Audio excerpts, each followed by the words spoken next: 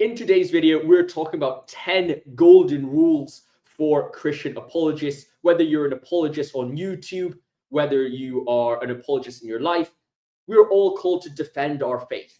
So when we're defending our faith, either with a Protestant as a Catholic, or as a Protestant to a Catholic, or as a Christian to an atheist or a Muslim, these are 10 rules that you must follow. Now, I'm trying to really emphasize that these are 10 important rules, even though, of course, I can't really make a 5 with this hand because it's kind of crippled. So the first rule is it's very important to seek the truth. And what does that mean? It is to make sure that we don't allow our narratives that we want to be true getting in the way of what we do believe to be true.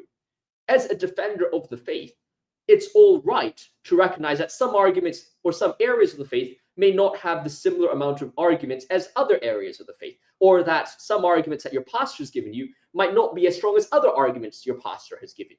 For example, if you're discussing why Christianity is true with an atheist, you can very rationally and very reasonably say that, well, I think the argument for the resurrection and the Kalam cosmological argument are very strong. If I had to give them a credence, it might be 9 out of 10, whereas the moral argument is a 2 out of 10. Now, I'm not saying that these are the numbers that I'm giving them or I'm providing a justification for them, but it's important when we're presenting the truth to actually follow where the evidence leads. And that also means, well, speaking what you really think these arguments are.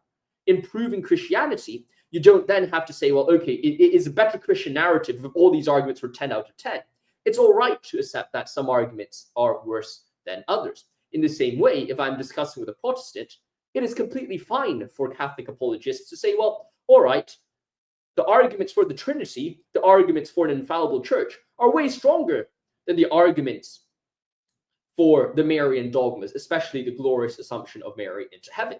Now, this don't quote me to say, oh, I don't believe in the Marian dogmas, but what I am saying is it is completely within reason to say, well, all right, some arguments, if you look at a stats board in a computer game, some arguments have way more higher stats than others, and it's completely fine to do that. You don't have to force a narrative onto everything in order to present an argument or present a discussion.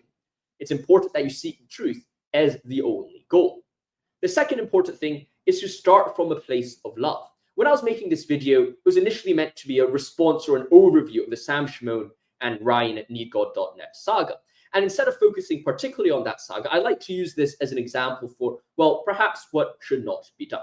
On one hand, you have Sam Shimon, who's very actively aggressive. He's saying, well, this is the right way. This is the important thing. And in some ways, that's good. It's important to be zealous about our faith. It's important to defend our faith.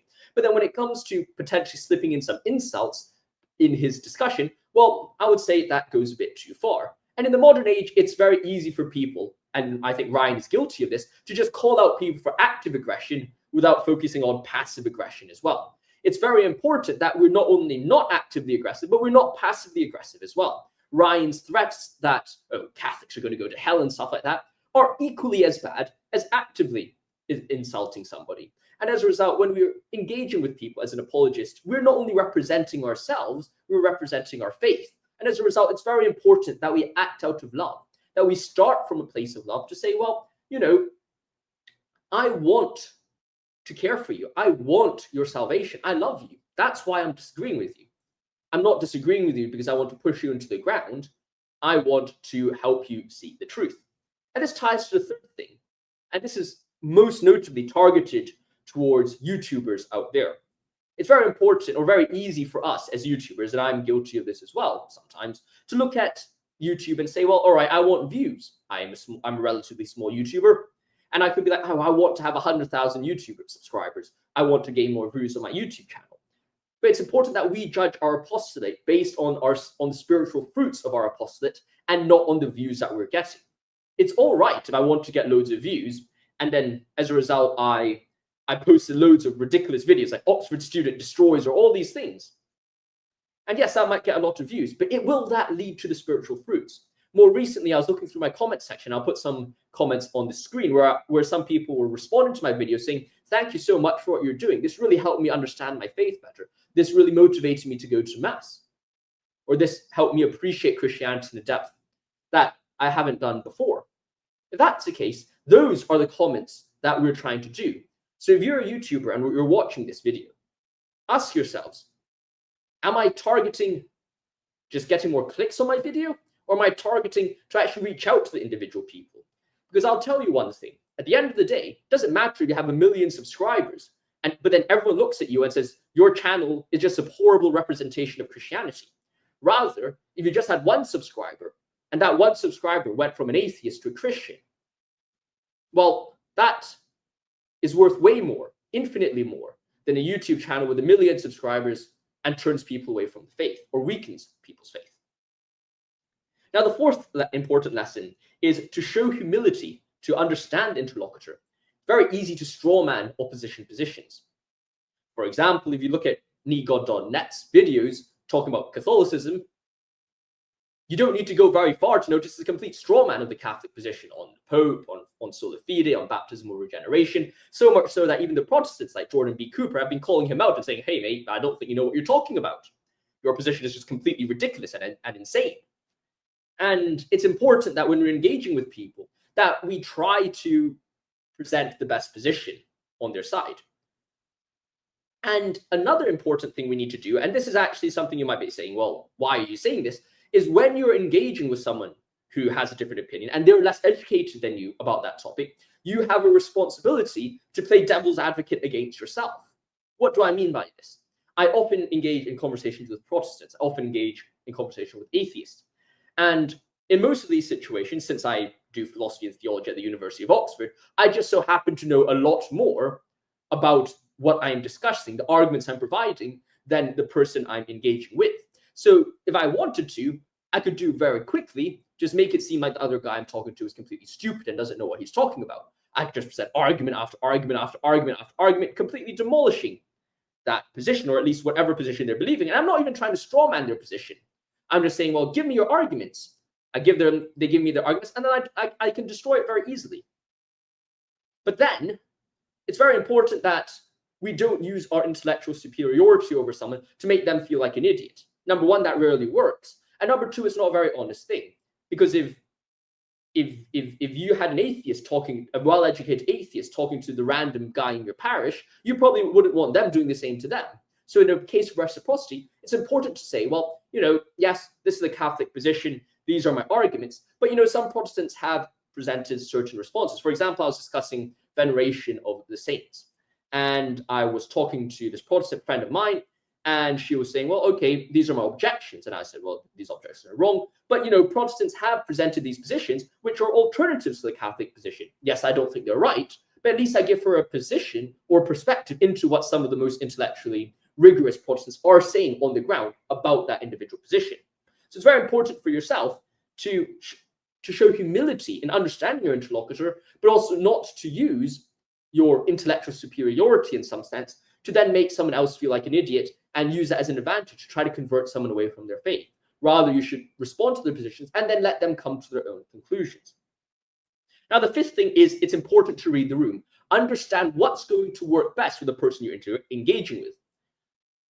Let's go back to the case between Sam Shimon and needgod.net. Needgod.net is whining a lot about Sam Shimon dissing him.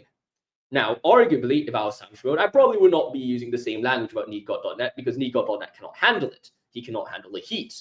Now, that's a bit unfortunate, but, I can see where it's coming from. It's not nice to get yourself called out. But at the same time, Sam Shimon uses the exact same targets or the exact same tactics to talk to Muslims. And in that situation, I'll say really, really good. Now, why am I saying it's all right for Sam Shimon to use such harsh language and insults to talk to his Muslim interlocutors and not needgod.net? It's not because I'm saying, oh, you shouldn't insult the Protestants and you can insult the Muslims. That's not my argument. Rather, Muslims like hard discussions, clashes. Muslims look at Christians and like, well, when someone's insulting Jesus, why aren't you getting more angry about the situation? Why aren't you more annoyed about the situation? Why don't you then start throwing insults back at the atheists? That's a Muslim reaction. The reason why they're criticizing Christianity is like, you guys are too weak. You aren't throwing insults because you don't care enough about Christ. Now, of course, that's not the case, but that's a Muslim mentality. And therefore, when a Christian enters into discussion with a Muslim, they should read the room and say, well, all right, I should go hell to leather and really, really give them the beating. And that's why Sam Shimon is very correct in his approach there. But then if you're talking to someone who might need that more that calm or that more soothing engagement, then you have to switch your face and say, well, or I'm going to put on another mask, put another motive, a different set of tactics to best help get to the other person, to meet them where they need to be met. Now, the sixth thing is a bit of a tangent, but it's find a way to allow people to reach out to you. Conversations, conversions, development, spiritual or otherwise, intellectual, are not a one-day solution. It's not the result of you making YouTube videos. Someone watches a YouTube video and says, well, I'm going to go to mass and then I'm going to disappear. It's not a time when you've convinced your friend, maybe when you're talking, maybe you're not a YouTuber, you're talking to your friend. They say, well, I want to go to mass. What do you then do? You need to follow up. Make sure they're going to mass. Make sure that they're making that change. Make sure that they're developing in that right way, because it's a continuous process till the day we die. And as a result, we need to allow people to have a way to reach out to us. Maybe if it's your friend, or maybe someone you've met who really is keen on the faith, give them your phone number. And of course, I'm not telling YouTubers to put their phone number in the descriptions. I mean, Matt Fradd will get 1 million calls to buy his new cigars all of a sudden. However, it is to allow people to access your email, maybe on every YouTuber has a check email. You can put your email there and people can click it to assume you're not a robot. And I have it on my channels. And there's at least 5 or 6 times I remember where people have reached out to me on the side to say, well, hey, Josh, I hope you're not too busy, but these are some serious questions. It allows people to follow up on your videos because, in a video, you can only talk about each issue in a very short time. But if they're allowed to follow up, they can really ask you personal questions, and you can use that as a platform to really help people. And I really cherish all the times that people have reached out to me and said, well, Josh, I need help on this aspect of my faith. Can you give me some advice? And then sometimes I'll give the advice myself, or if I think someone else could do it better, I'll direct them to a priest, or I direct them to a professor who could engage with their queries further. But nonetheless, it's very important that YouTubers allow or give people the platform to reach out to them so they can engage if they have further questions and concerns. Now, the seventh thing is to question yourself, and this is also directed to the YouTubers, are you doing the same in your daily life? As in, are you an evangelist in your daily life? Are you an apologist in your daily life? Because it's very easy for us as YouTubers or people on X, these platforms, to just think we're behind a phone. I'm behind a phone. I could say whatever I want. I could make a YouTube short, go like, oh, hi guys, I think Pope Francis is a great guy, blah, blah, blah, blah, blah. And then never say anything in my daily life when I actually interact with people, when some guy's like up to your face, then you don't dare say it. I could guarantee you that a lot of people, if you said exactly the same things that you say online in the comment section or on X to someone in their face, you'll get punched and you get your nose beaten out of you and broken and bruised. So if you're not able to do the apologetics in the apologetics in face with people, vis-a-vis other people, the number one, are you doing your apologetics? Are you doing it in the right way? Because maybe you're just being a really rude person online, and the only reason why you're doing it is because, well, I think I can just bash people with theology and my knowledge, my Summa Theologia stuff, and just bash people with that, and just be like, okay, well, in person, in faith, in person, it doesn't really matter. Is that why you're not doing it in person? Or number two, maybe you just aren't comfortable speaking and sharing your faith in person, because that's difficult, right? I can make 1 million videos here, but it's something else to talk to someone. You need people skills for that. So maybe you should focus on that more. Because if you're only doing something on YouTube, and then when it comes to your personal life, you're either living a horrible, immoral life yourself, or you're not representing the faith, if someone just met you in person as Mr., I don't know what your name might be, Mr. Fishy or something like that, instead of noob master ... 69 or something like that, then, well, maybe you should just take more responsibility for what you're doing, because at the end of the day, you will be called to give account for what you've done. Now, the eighth thing is to show humility in your videos. And this is something I really want to stress. If you don't know something, don't speak about it. And if you aren't something, don't speak about it as well. If I was in the shoes of Ryan, I would simply just say, I don't know about this stuff about Catholicism, and not touch it. In the same way that in Stuart and Cliff's discussion with the Ortho Bros, Orthodox person, you could check that out as one of the most recent videos on the channel. Stuart could have just said, I don't know anything about real presence. I haven't read much about it, and that's fine. When we go online, there's this very strong temptation, I think it's straight from the devil, to say we need to pretend that we're experts on every field. That's not the case. I am a student at the University of Oxford, one of the world's best, if not the world's best research university, studying philosophy and theology. But that does not then lead me to say, oh, I'm an expert on all things Catholic related. I wouldn't consider myself a Catholic apologist. There's some topics in philosophy I'll consider myself almost an expert on, but I would not say the same about everything in Catholicism. And I'm not trying to say this to say, well, oh, just because I'm at Oxford, I could say this, oh, and even me, I'm not doing this myself. But just think about it. Seriously reflect. And I'm trained in philosophy and theology, I'm not claiming to be an expert on Catholic apologists and stuff like that. I want you to look in the mirror and say, well, can you claim to be a Catholic apologist? Or can you say, or are you still willing to engage in every single different debate? I only touch a very small handful of theological issues on this channel. You're never going to find me discuss Marian dogmas unless in some weird future I actually start learning about this stuff. I'll never set any debate or discussion on a Marian dogma. And as a result, it's important that we know where we are and show humility, because people are only going to respect you for that. There's nothing wrong about saying, I don't know. There's nothing wrong about saying, well, okay, I'm not claiming to be this. I don't need to discuss with this. But how about let's discuss something else if you want to discuss something else? So that's a very important thing. And number 9, pray regularly. If you're trying to save souls, if you're reaching out to people, if you're talking to people about the faith, you will be targeted. Satan's going to try to do everything to prevent you from bringing other people to Christ, prevent other people from going into heaven. As a result, it's very important to recognize that you are at the heart of this spiritual warfare. So pray every day. If you're a Catholic, I'll recommend you to, dedicate a decade of the rosary to your apostolate, your YouTube channel, or dedicate a decade of your rosary to your mission. A very crazy thing is I never thought about praying about charity. I often prayed for love, faith, and hope. And I realized my life wasn't very charitable. Started praying about charity more, and I suddenly became way more charitable. You could say it's coincidence, but that was a physical effect. Same way, I started praying for my YouTube channel more. All of a sudden, it got more views. I got way more I got way more comments after I started praying for my YouTube channel. If you compared the amount of comments that I got, which goes along the lines of, oh, that video really helped my faith, to now, after I started praying, it's gone up by at least an exponentially, maybe like 10, 20, or 30, or 40, 50%. It's crazy. It's really increased a lot. So it's important that we pray for ourselves. And of course, pray for our mission. And finally, rule 10 is to don't forget number 1 to number 9. Always go back over this, or ask yourself this, in the same way that sometimes it's good to do spiritual examination or examination of conscience before we go to confession. You should examine yourself when you're making a video or when you're going into a conversation with your friend. Are you seeking the truth? Are you starting from a place of love? Are you judging your apostolate by the spiritual fruits that you're giving and not just for views or for winning an argument? Are you showing humility to understand the person you're engaging with? Are you trying to build them up with theology and not use theology as a tool to bring them down?